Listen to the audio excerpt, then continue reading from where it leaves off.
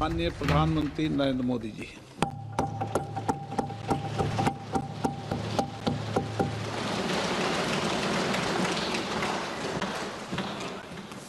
आदरणीय अध्यक्ष महोदय, मैं इस सम्मानित सदन में पश्चिम एशिया में चल रहे संघर्ष और इसकी वजह से भारत के सामने आई चुनौतियों पर बात रखने के लिए उपस्थित हुआ हूं।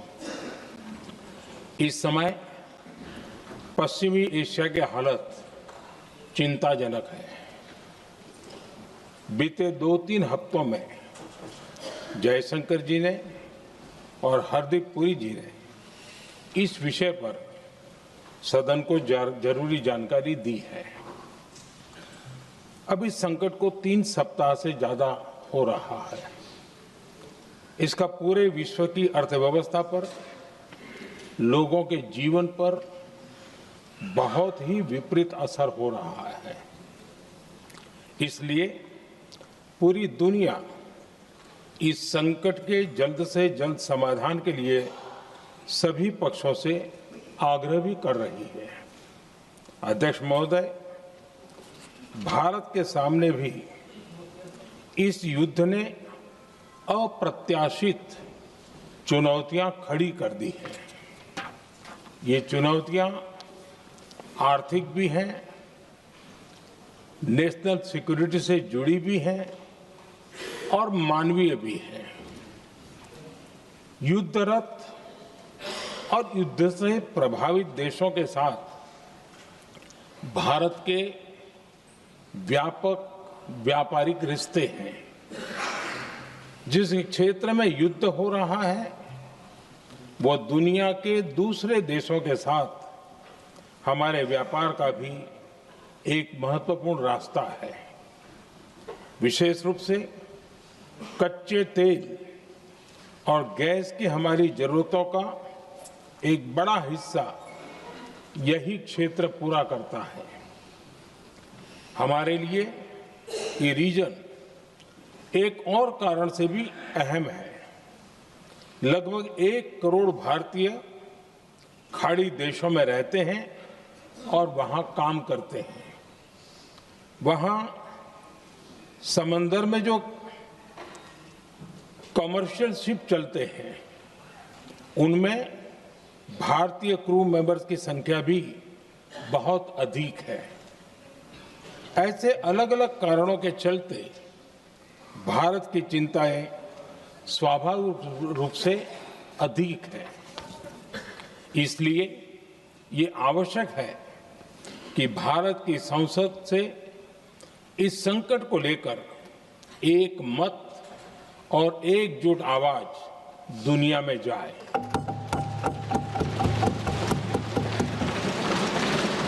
अध्यक्ष जी, जब से ये युद्ध शुरू हुआ है तब से ही प्रभावित देशों में हर भारतीय को जरूरी मदद दी जा रही है। मैंने खुद पश्चिम एशिया के ज्यादातर देशों के राष्ट्राध्यक्षों के साथ 2 राउंड फोन पर बात की है। सभी ने भारतीयों की सुरक्षा का पूरा आश्वासन दिया है। दुर्भाग्य से इस दौरान कुछ लोगों की दुखद मृत्यु हुई है और कुछ घायल हुए हैं। ऐसे मुश्किल हालात में परिवारजनों को आवश्यक मदद दी जा रही है। जो घायल हैं उनका बेहतर इलाज सुनिश्चित कराया जा रहा है। अध्यक्ष जी, प्रभावित देशों में हमारे जितने भी मिशन हैं वो निरंतर भारतीयों की मदद करने में जुटे हैं। वहां काम करने वाले भारतीय हो या फिर जो टूरिस्ट वहां गए हैं, सभी को हर संभव मदद दी जा रही है। हमारे मिशन नियमित रूप से एडवाइजरी जारी कर रहे हैं। यहां भारत में और अन्य प्रभावित देशों में 24/7 कंट्रोल रूम और आपातकालीन हेल्पलाइन स्थापित की गई है। इनके माध्यम से सभी प्रभावितों को त्वरित जानकारी दी जा रही है। अध्यक्ष जी, संकट की स्थिति में देश विदेश में भारतीयों की सुरक्षा हमारी बहुत बड़ी प्राथमिकता रही है। युद्ध शुरू होने के बाद से लेकर अब तक 3,75,000 से अधिक भारतीय सुरक्षित भारत लौट चुके हैं। ईरान से ही अभी तक लगभग 1,000 भारतीय सुरक्षित वापस लौटे हैं। इनमें 700 से अधिक मेडिकल की पढ़ाई करने वाले युवा हैं। खाड़ी देशों में भारतीय स्कूलों में हजारों विद्यार्थी पढ़ते हैं। सीबीएसई ने ऐसे सभी भारतीय स्कूलों में होने वाली कक्षा 10वीं और 12वीं की निर्धारित परीक्षाओं को रद्द कर दिया है। इन बच्चों की पढ़ाई निर्बाध चलती रहे, इसके लिए सीबीएसई उचित कदम उठा रही है। यानी सरकार संवेदनशील भी है, सतर्क भी है और हर सहायता के लिए तत्पर भी है। माननीय अध्यक्ष जी, भारत में बड़ी मात्रा में कच्चा तेल, गैस और फर्टिलाइजर जैसी अनेक जरूरी चीजें हॉर्मुज स्ट्रेट के रास्ते से आती हैं। युद्ध के बाद से ही हॉर्मुज स्ट्रेट में जहाजों का आना जाना बहुत चुनौतीपूर्ण हो गया है। बावजूद इसके हमारी सरकार का ये प्रयास रहा है कि पेट्रोल, डीजल और गैस की सप्लाई बहुत ज्यादा प्रभावित न हो। देश के सामान्य परिवारों को परेशानी भी कम से कम हो, इस पर हमारा फोकस रहा है। हम सभी जानते हैं, देश अपनी जरूरत की 60% एलपीजी आयात करता है। इसकी सप्लाई में अनिश्चितता के कारण सरकार ने एलपीजी के डोमेस्टिक उपयोग को प्राथमिकता दी है। साथ ही एलपीजी के देश में ही उत्पादन को भी बढ़ाया जा रहा है। पेट्रोल, डीजल की सप्लाई पूरे देश में सुचारू रूप से होती रहे, इस पर भी लगातार काम किया गया है। अध्यक्ष जी, आज की इन परिस्थितियों में एनर्जी सिक्योरिटी को लेकर बीते एक दशक में उठाए गए कदम और भी प्रासंगिक हो गए हैं। भारत ने बीते 11 वर्षों में अपनी एनर्जी इंपोर्ट का डाइवर्सिफिकेशन किया है। पहले क्रूड ऑयल, एलएनजी, एलपीजी ऐसी एनर्जी जरूरतों के लिए 27 देशों से इंपोर्ट किया जाता था। वहीं आज भारत 41 देशों से एनर्जी इंपोर्ट करता है। अध्यक्ष जी, बीते दशक में भारत ने संकट के ऐसे ही समय के लिए कच्चे तेल के भंडारण को भी प्राथमिकता दी है। आज भारत के पास 53 लाख मीट्रिक टन से अधिक का स्ट्रेटेजिक पेट्रोलियम रिजर्व है और 65 लाख मीट्रिक टन से अधिक के रिजर्व की व्यवस्था पर देश काम कर रहा है। हमारी तेल कंपनियों के पास जो रिजर्व रहता है वो अलग है। बीते 11 वर्षों में हमारी रिफाइनिंग कैपेसिटी में भी उल्लेखनीय वृद्धि हुई है। अध्यक्ष जी, सरकार अलग अलग देशों के सप्लायर्स के साथ भी लगातार संपर्क में है। प्रयास ये है कि जहां से संभव हो वहां से तेल और गैस की सप्लाई होती रहे। भारत सरकार गल्फ और आसपास के शिपिंग रूट्स पर निरंतर नजर बनाए हुए है। हमारा प्रयास है कि तेल हो, गैस हो, फर्टिलाइजर हो ऐसे हर जरूरी सामान से जुड़े जहाज भारत तक सुरक्षित पहुंचे। हम अपने सभी वैश्विक सहयोगियों के साथ निरंतर संवाद कर रहे हैं ताकि हमारे मैरीटाइम कॉरिडोर सुरक्षित रहे। ऐसे प्रयासों के कारण बीते दिनों हॉर्मुज स्ट्रेट में फंसे हमारे कई जहाज भारत आए भी हैं। अध्यक्ष जी, संकट के इस समय में देश की एक और तैयारी भी बहुत काम आ रही है। पिछले 10-11 साल में इथेनॉल के उत्पादन और उसकी ब्लेंडिंग पर अभूतपूर्व काम हुआ है। एक दशक पहले तक देश में सिर्फ 1-1.5% इथेनॉल ब्लेंडिंग कैपेसिटी थी। आज हम पेट्रोल में 20% इथेनॉल ब्लेंडिंग के करीब पहुंच रहे हैं। इसके कारण प्रति वर्ष करीब 4.5 करोड़ बैरल कम ऑयल इंपोर्ट करना पड़ रहा है। ऐसे ही रेलवे के बिजलीकरण से भी बहुत बड़ा फायदा हो रहा है। अगर रेलवे का इतना बिजलीकरण न होता तो हर साल करीब 180 करोड़ लीटर डीजल अतिरिक्त लगता।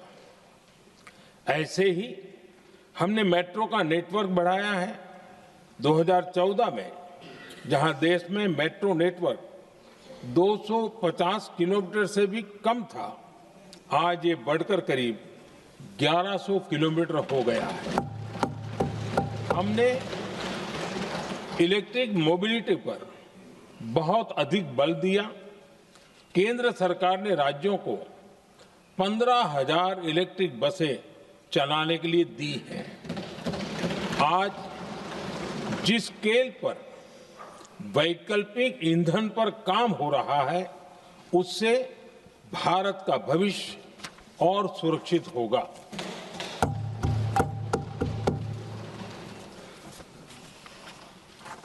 आदरणीय अध्यक्ष जी, हम जानते हैं कि एनर्जी आज इकोनॉमी की रीढ़ है और ग्लोबल एनर्जी नीड्स को पूरा करने वाला एक बड़ा सोर्स वेस्ट एशिया है। स्वाभाविक है कि दुनिया भर की अर्थव्यवस्था वर्तमान संकट से प्रभावित हो रही है और भारत पर इसका कम से कम दुष्प्रभाव हो, इसके लिए निरंतर प्रयास किए जा रहे हैं। सरकार इसके शॉर्ट टर्म, मीडियम टर्म और लॉन्ग टर्म ऐसे हर असर के लिए एक रणनीति के साथ काम कर रही है। आज भारत की इकोनॉमी के फंडामेंटल्स मजबूत है। इससे भी देश को बहुत मदद मिली है। हम हर सेक्टर के स्टेक होल्डर्स के साथ चर्चा कर रहे हैं। जहां भी जरूरत है उस सेक्टर को आवश्यक सपोर्ट दिया जा रहा है। भारत सरकार ने एक इंटर मिनिस्ट्रियल ग्रुप भी बनाया है। ये ग्रुप हर रोज मिलता है और हमारे इंपोर्ट एक्सपोर्ट में आने वाली हर दिक्कत का आकलन करता है और ये ग्रुप आवश्यक समाधान पर भी निरंतर काम करता है। मुझे पूरा भरोसा है कि सरकार और इंडस्ट्री के साझा प्रयासों से हम परिस्थितियों का बेहतर सामना कर पाएंगे। माननीय अध्यक्ष जी, एक बड़ा सवाल ये है कि युद्ध का खेती पर क्या प्रभाव होगा। देश के किसानों ने हमारे अन्न के भंडार भर रखे हैं, इसलिए भारत के पास पर्याप्त खाद्यान्न है। हमारा ये भी प्रयास है कि खरीफ सीजन की ठीक से बुआई हो सके। सरकार ने बीते सालों में आपात स्थिति से निपटने के लिए खाद की पर्याप्त व्यवस्था भी की है। अतीत में भी हमारी सरकार ने दुनिया के संकटों का बोझ किसानों पर नहीं पड़ने दिया था। कोरोना और उस समय के युद्धों के दौरान उस समय भी ग्लोबल सप्लाई चेन में डिस्टरप्शन आ गई थी। दुनिया के बाजार में यूरिया की एक बोरी 3,000 रुपये तक पहुंच गई, लेकिन भारत के किसानों को वही बोरी 300 रुपये से भी कम कीमत में उपलब्ध कराई गई। अध्यक्ष जी, देश के किसानों को इस प्रकार के संकटों से बचाने के लिए भी बीते वर्षों में अनेक कदम उठाए गए हैं। पिछले एक दशक में देश में 6 यूरिया प्लांट शुरू किए गए हैं। इससे सालाना 76 लाख मैट्रिक टन से अधिक की यूरिया प्रोडक्शन कैपेसिटी जुड़ी है। इस दौरान डीएपी और एनपीकेएस जैसी खाद का घरेलू उत्पादन भी करीब 50 लाख मैट्रिक टन बढ़ाया गया है। इतना ही नहीं, तेल और गैस की तरह खाद के आयात को भी डाइवर्सिफाई किया गया है। ऐसे ही डीएपी और एनपीके के आयात के लिए भी हमने अपने विकल्पों को विस्तार किया है। अध्यक्ष जी, सरकार ने देश के किसानों को made in India nano urea का विकल्प भी दिया है। सरकार किसानों को प्राकृतिक खेती के लिए भी प्रोत्साहित कर रही है। पीएम कुसुम योजना के तहत किसानों को 22 लाख से ज्यादा सोलर पंप दिए गए हैं। इससे भी डीजल पर उनकी निर्भरता कम हुई है। मैं सदन के माध्यम से देश के किसानों को विश्वास दिलाता हूं कि सरकार किसानों की हर संभव मदद करती रहेगी। आदरणीय अध्यक्ष जी, युद्ध का एक बहुत बड़ा चैलेंज ये भी है कि भारत में गर्मी का मौसम शुरू हो रहा है। आने वाले समय में बढ़ती गर्मी के साथ बिजली की डिमांड बढ़ती जाएगी। फिलहाल देश के सभी पावर प्लांट्स के पर्याप्त कोल स्टॉक्स उपलब्ध है। भारत ने लगातार दूसरे साल 100 करोड़ टन कोयला उत्पादन करने का रिकॉर्ड बनाया है। पावर जनरेशन से लेकर पावर सप्लाई तक के हमारे सभी सिस्टम की निरंतर मॉनिटरिंग भी की जा रही है और सरकार की तैयारियां उसको रिन्यूएबल एनर्जी से भी मदद मिली है। बीते दशक में रिन्यूएबल एनर्जी की तरफ देश ने बड़े कदम उठाए हैं। आज हमारी total install power generation capacity का आधा हिस्सा रिन्यूएबल सोर्स से आता है। हमारी कुल रिन्यूएबल क्षमता आज 250 गीगावाट के ऐतिहासिक आंकड़े को पार कर गई।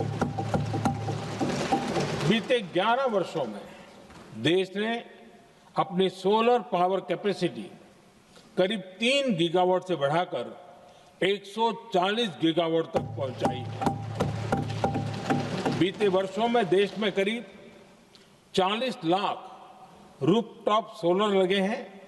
इसमें पीएम सूर्यघर मुफ्त बिजली योजना से भी लोगों को काफी मदद मिली है। गोवर्धन योजना के तहत देश में आज 200 कॉम्प्रेस बायोगैस प्लांट भी काम करना शुरू कर चुके हैं। ये सारे प्रयास आज देश के बहुत काम आ रहे हैं। सरकार ने भविष्य की तैयारी और बढ़ाते हुए शांति एक्ट माध्यम से देश में न्यूक्लियर एनर्जी के उत्पादन को भी प्रोत्साहित किया है। कुछ ही दिन पहले small hydro power development scheme को भी हरी झंडी दी गई है, जिससे 1500 मेगावाट नई हाइड्रो पावर कैपेसिटी जोड़ी जाएगी। आदरणीय अध्यक्ष जी, जहां तक डिप्लोमेसी की बात है, भारत की भूमिका स्पष्ट है। शुरुआत से ही हमने इस संघर्ष को लेकर अपनी गहरी चिंता व्यक्त की है। मैंने स्वयं भी पश्चिम एशिया की सभी संबंधित नेताओं से बातचीत की है। मैंने सभी से तनाव को कम करने और इस संघर्ष को खत्म करने का आग्रह किया है। भारत ने नागरिकों, एनर्जी और ट्रांसपोर्ट से जुड़े इंफ्रास्ट्रक्चर पर हमलों का विरोध किया है। कमर्शियल जहाजों पर हमला और हॉर्मुज स्ट्रेट जैसे अंतर्राष्ट्रीय जलमार्ग में रुकावट अस्वीकार्य है।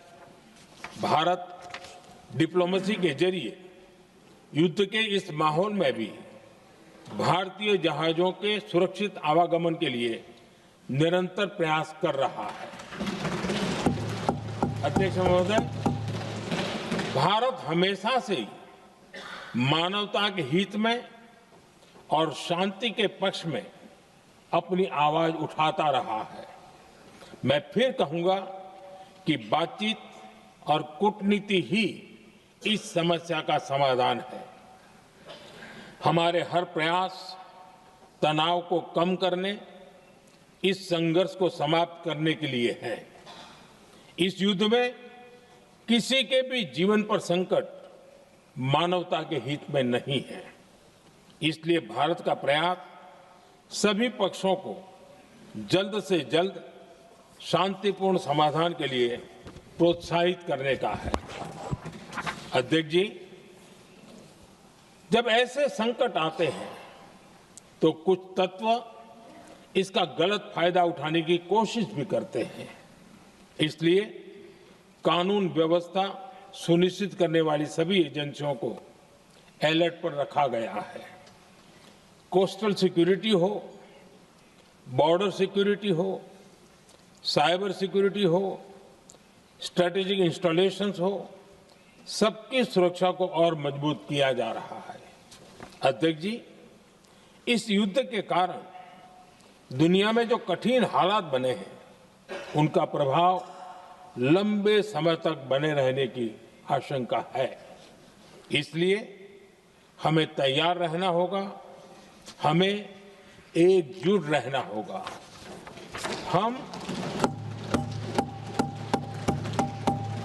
हम कोरोना के समय भी एकजुटता से ऐसी चुनौतियों का सामना कर चुके हैं। अब हमें फिर से उसी तरह तैयार रहने की आवश्यकता है। धीरज के साथ, संयम के साथ, शांत मन से हमें हर चुनौती का मुकाबला करना है और यही हमारी पहचान है, यही हमारी ताकत है। और हां, हमें बहुत सावधान और सतर्क भी रहना है। हालात का फायदा उठाने वाले झूठ फैलाने का प्रयास करेंगे। ऐसे लोगों की कोशिशों को सफल नहीं होने देना है। मैं देश की सभी राज्य सरकारों से भी इस सदन के माध्यम से आग्रह करूंगा, ऐसे समय में कालाबाजारी करने वाले, जमाखोरी करने वाले एक्टिव हो जाते हैं। इसके लिए कड़ी मॉनिटरिंग जरूरी है। जहां से भी ऐसी शिकायतें आती हैं, वहां त्वरित कार्रवाई होनी चाहिए। देश की हर सरकार और देश का हर नागरिक जब मिलकर चलेंगे तो हम हर चुनौती को चुनौती दे सकते हैं। इसी आग्रह के साथ मैं अपना वक्तव्य समाप्त करता हूं। बहुत बहुत धन्यवाद। माननीय सदस्यगण, जिन्हें आज अपना नियम 377 के अधीन मामले उठाने हैं, वे व्यक्तिगत रूप से सभा पटल पर अपना प्रस्तुत पटल पर रख सकते हैं।